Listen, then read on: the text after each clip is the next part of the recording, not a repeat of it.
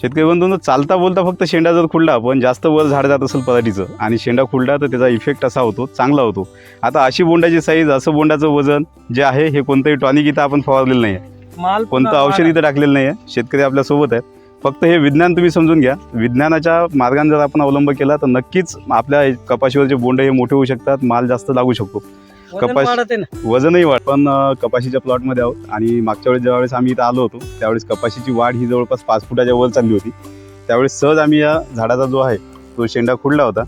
शेंडा खुडल्यामुळे काय होऊ शकते हे इथं तुम्ही पाहू शकता.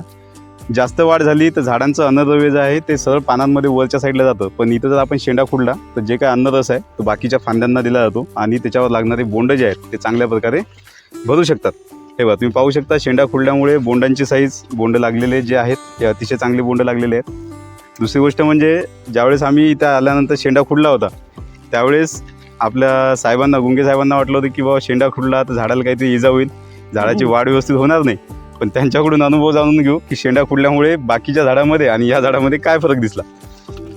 शेंडा खुडण्यात आणि बाकीच्या झाडामध्ये खूप फरक आहे. कमी जास्ती 50% वर शेंडा खुडण्याला माल जास्त लागला. वजन पण वाढलं, टपुरं बोंड आहे मोठं मोठं.